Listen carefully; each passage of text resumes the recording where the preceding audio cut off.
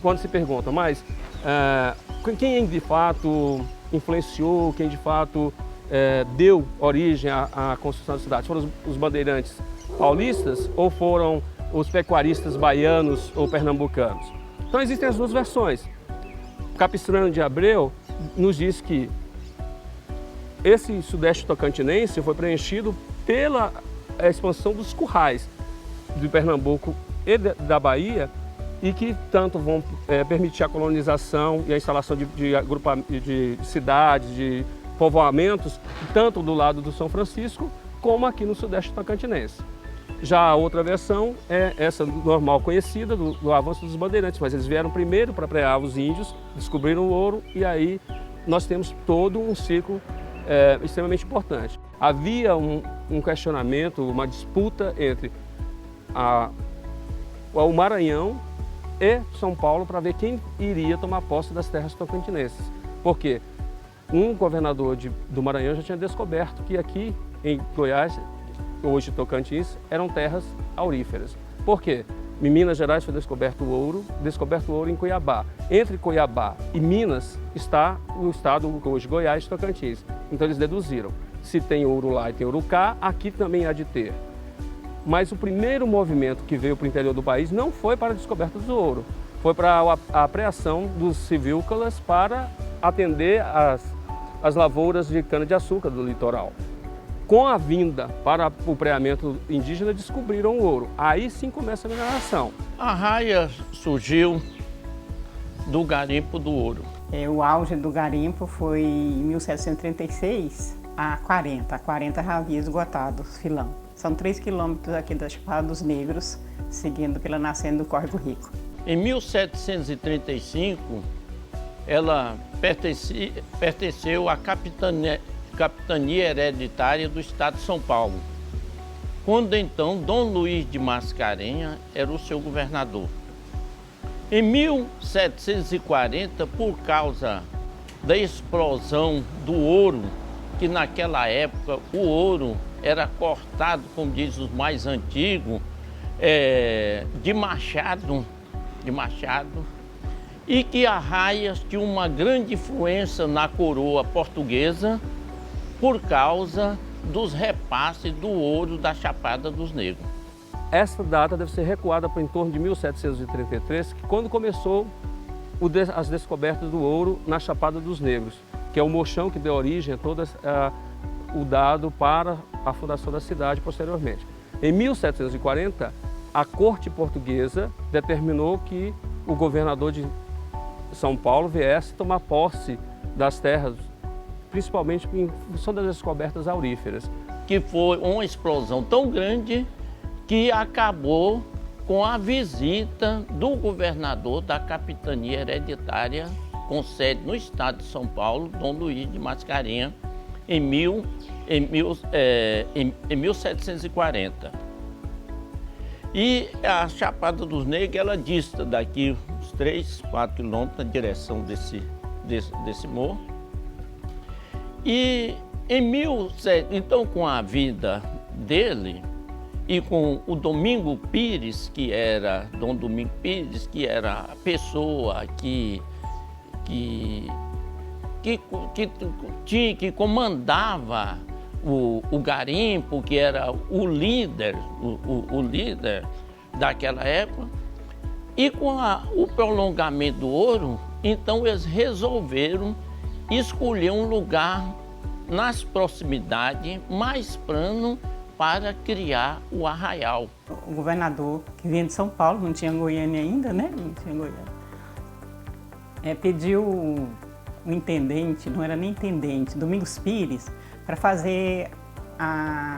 trazer as pessoas que ficaram por lá para cá. Aqui tinha muita água, né? Então era um local, fez esse traçado aqui e trouxe os remanescentes para cá.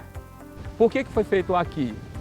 E quando se transferiu de lá da Chapada dos Negros, porque lá não tinha água, aqui nós tínhamos os mananciais da água próximos, porém não tão juntos, que é o Córrego Rico, que mais abaixo chama Maravilha. Então essas águas eram tão boas que favoreciam, porque as pessoas poderiam ficar melhor instaladas aqui e ao mesmo tempo estavam perto das Catas do Ouro, que é na Chapada dos Negros, que é uma distância aproximada e é fácil de se transitar mesmo naquele período.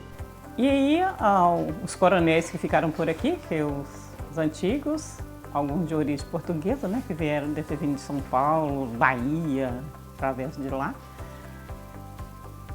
E aí fundou-se, era a praça original dessa época, certo? As cidades que eram construídas pelos exploradores, pelos bandeirantes, eram sempre feitos próximos dos rios, porque ali faziam as descobertas do ouro e construíam dessa forma do rio para cima. Houve uma determinação da corte portuguesa que deveria se mudar a forma de fazer cidades. Arraias é o primeiro marco desse novo caminho. Então, a partir desse momento, nós temos um novo jeito de construir cidades, que este centro aqui define isso.